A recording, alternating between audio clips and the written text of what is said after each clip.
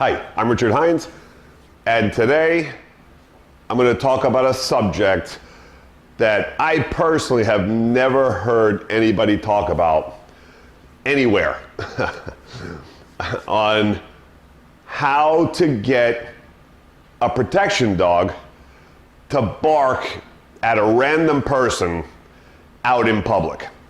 What? Come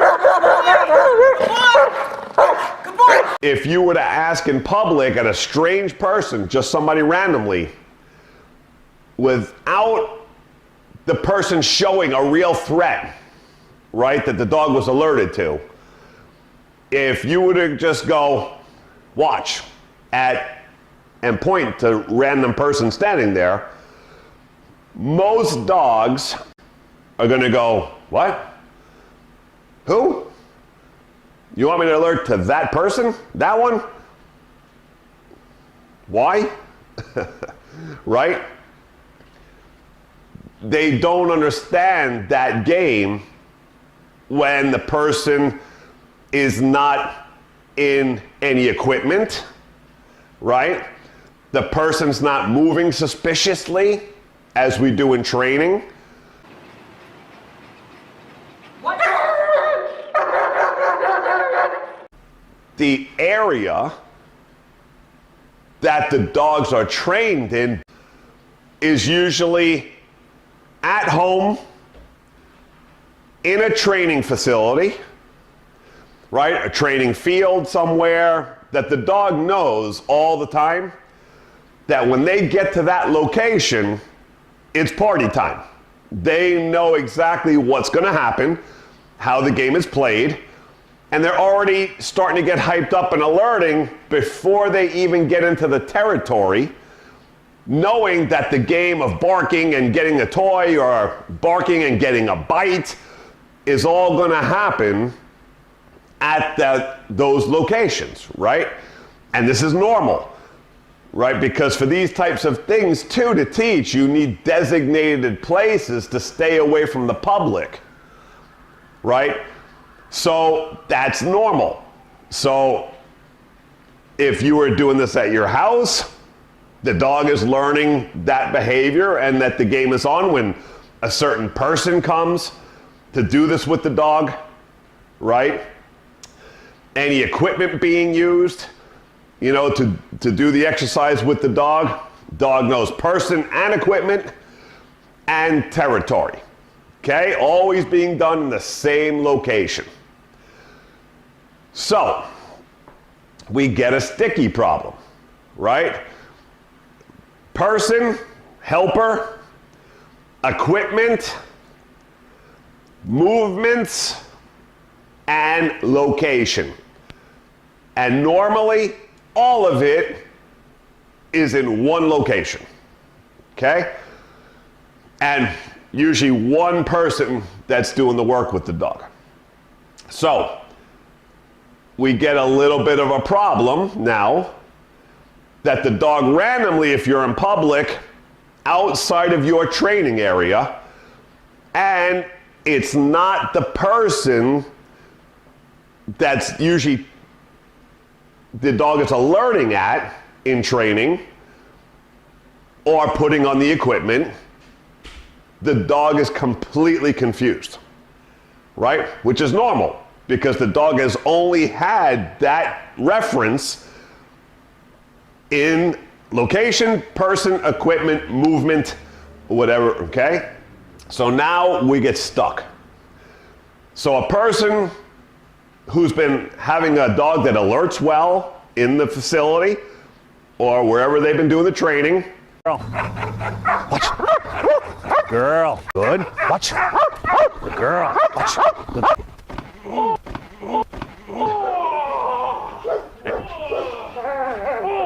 Good girl, Shrek. Good girl. Good. And the bite dog that has good bite training, right? Great when it's at the facility or it's being done at the home. Fucking.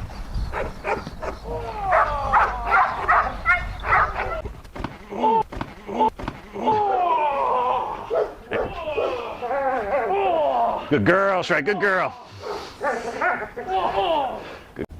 Fucking. Good girl.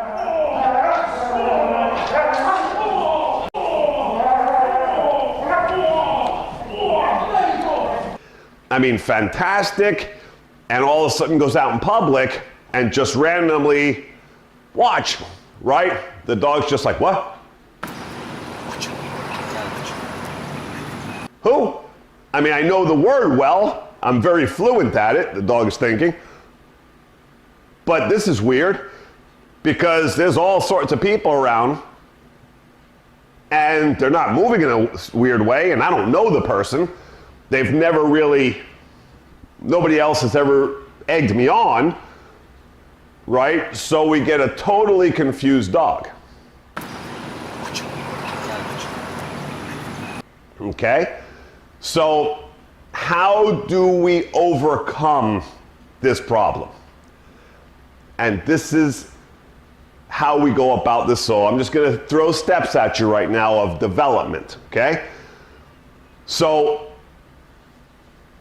first thing, we are teaching, and this is the question I get all the time, because people who watch my videos or have bought my instructional videos get a little confused with these things. And in this particular scenario, they get a little stuck because we haven't gotten to that on the instructional videos yet. Okay, so I'm gonna bring this out here. Here, we usually always start, whether it's a bite dog or just an alert dog, we start with barking at a toy.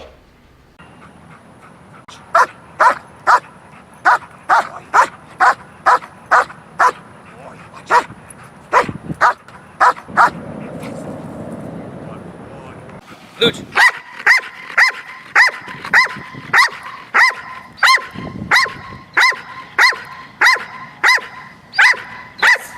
Yes. Okay, so they're both dogs. We taught them how to bark on cue at the ball, right? Which could be anything that anybody's dog loves. Instead of a ball, it could be anything else. But this is how we start the game of alerting and protection. Go hand in hand in this particular beginning stage. Okay? So we're teaching the dog to alert on command at an object first, not people. Okay? And then when we have a dog alerting on cue, watch, and the dog rah, rah, rah, right? So a protection dog, a person protection dog, that goes through bite development. After we get that talking to toy, we transfer it talking to people in equipment, suit. So you're gonna do watch?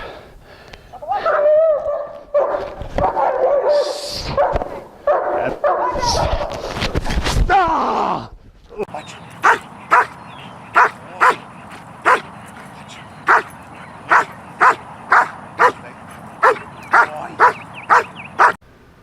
Now from there, we have to get off the equipment and we go to hidden sleeves, right? So that when we say watch, the dog goes and there's no equipment. Here in the scenario, What?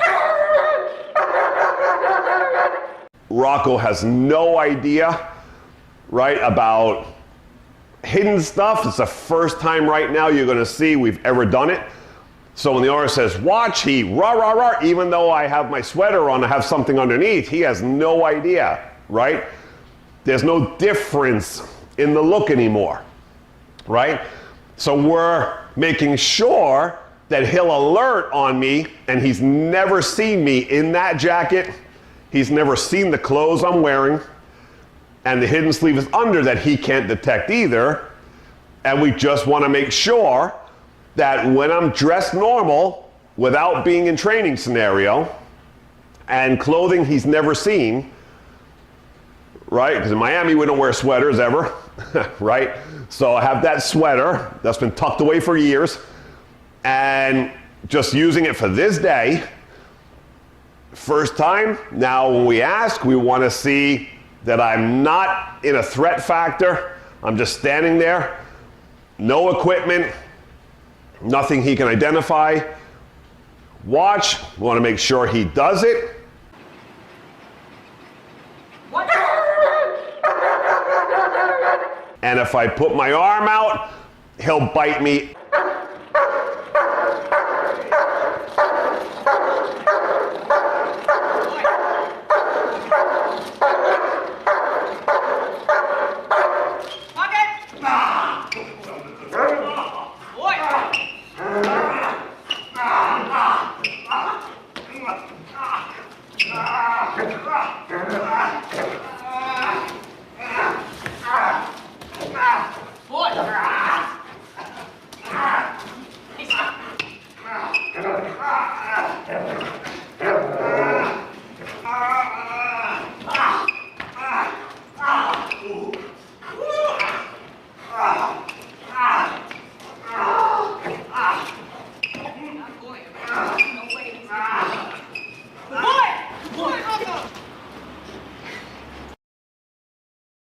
And as if I had a sleeve on that he was developed with or the suit jacket, okay?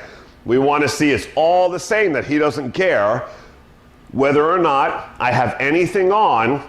When we tell him to watch, I want to see him talk to me, even though it's a different scenario and he's never seen this plain look and no threat factor, me just stand there and there's nothing egging him into aggression.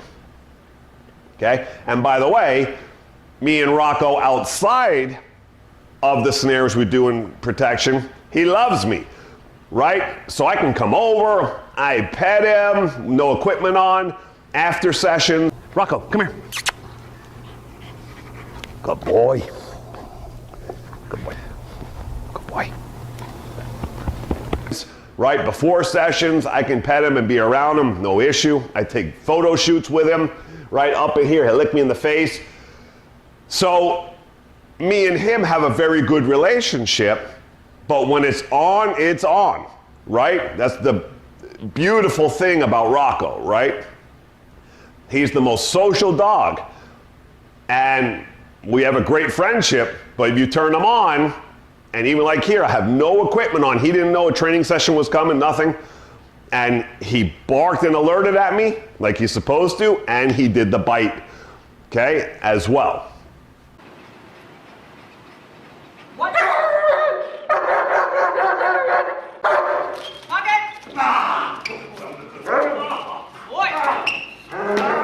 So, perfect, right?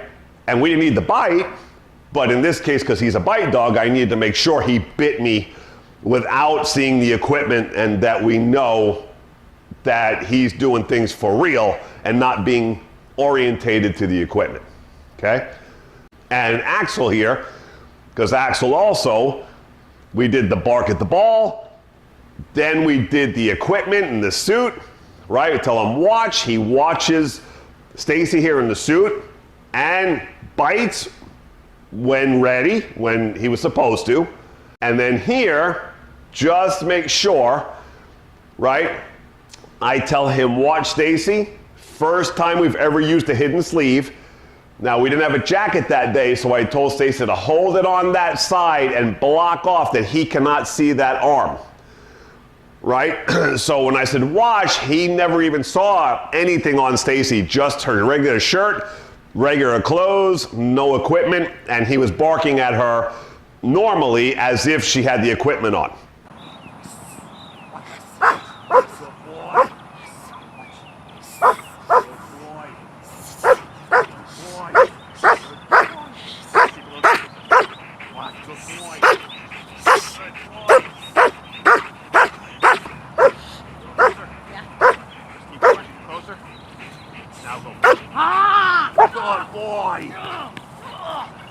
Right? It's perfect. We want to see an immediate barking response, aggressive response towards without the equipment on. Okay, and then when she came around him, still hiding the sleeve, he had no idea that she had it there until eventually she came in and went like this, and he bit her, not knowing that there was anything there, right? Until he went and grabbed her.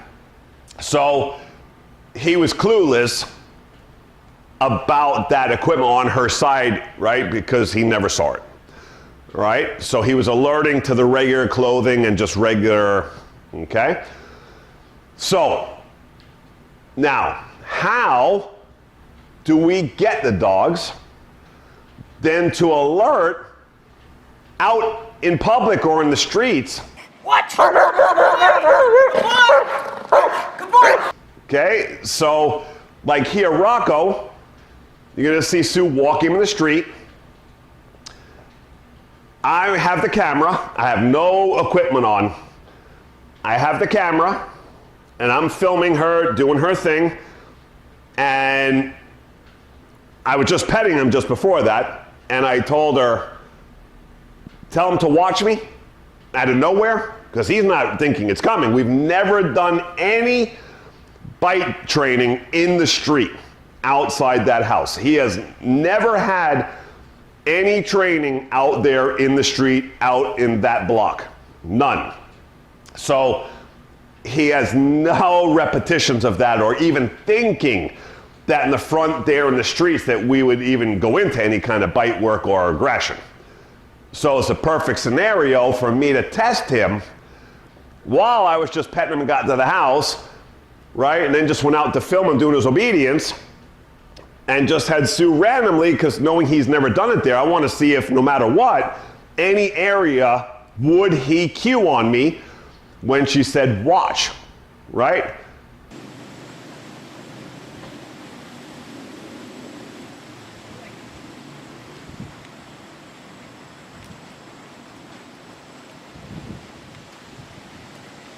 Down.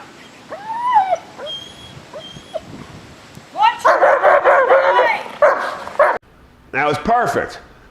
So me behind the camera, and as soon as I said, tell him watch, Rocco watch, rah, rah, rah, rah, rah, right? Perfect.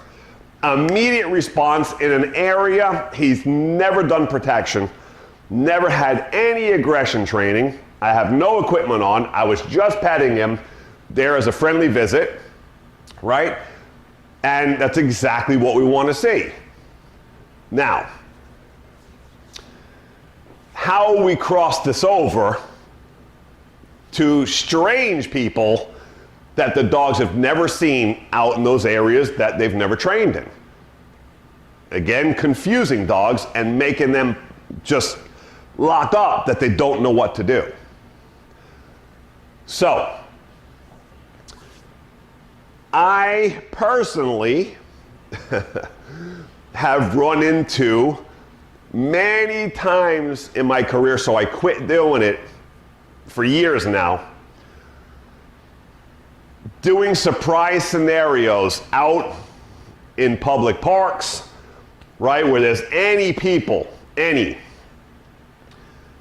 Because when I used to do that and go into areas to teach dogs this, anybody that's around would always call the police, right? That we were doing dangerous things, doing bite work in public places, and people weren't even close to us, right? We always make sure it's safe. We, for sure, always safety's first. So we're not even really near anybody when I'm pulling surprises on these dogs, right? And I just had to stop doing it in an aggressive way, because I used to bring hidden suits out and jump out and give the hidden stuff in public and make sure the dog would bite and talk and alert, right? But then I couldn't do it anymore, because every time we would do it out in public, somebody would call the police.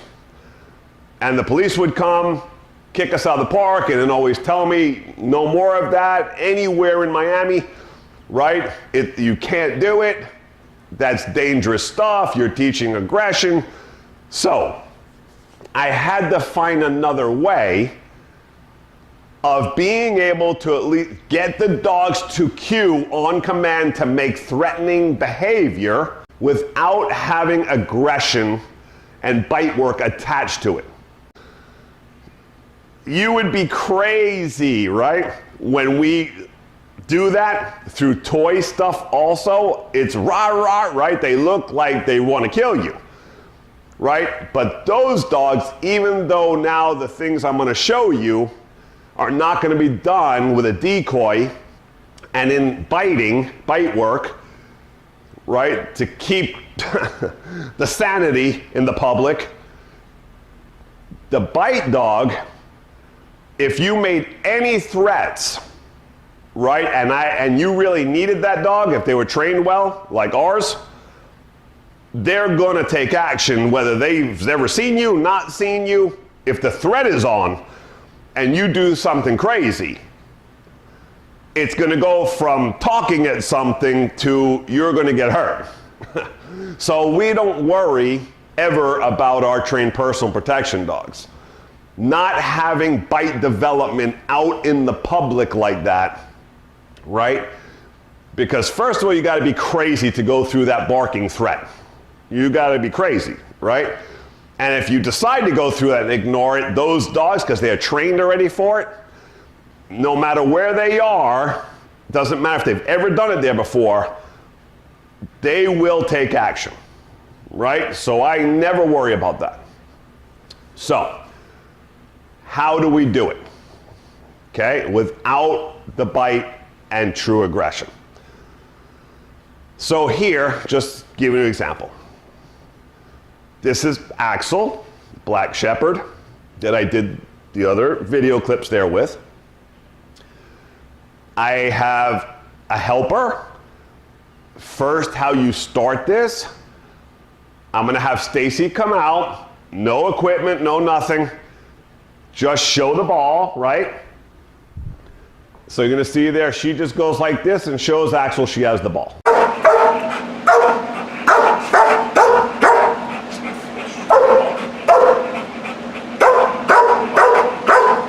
Okay, we just want the idea, right, to get him started to learn the process of how this is gonna work. So she's showing him, right? Puts it behind her back, hides it, and I give the command, watch.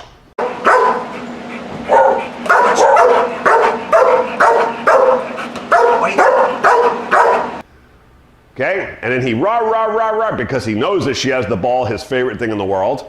Now it's not in sight though, okay?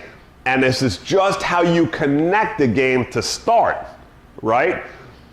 Because if she just came out and went like this, and we said, watch, he's gonna be confused. Never did bite work there, we've never done that. Him and Stacy are tight, they're very good friends, right? So he's gonna be very confused.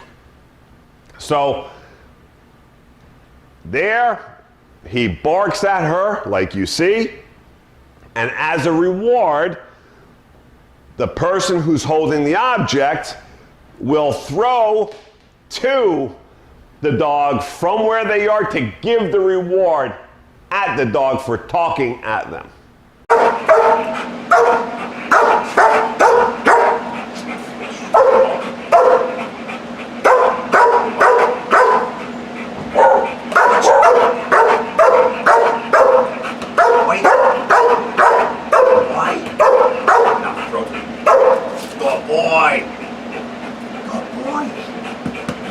Okay? Even though it's for the ball, we're getting a cute behavior with no equipment, just to start the process.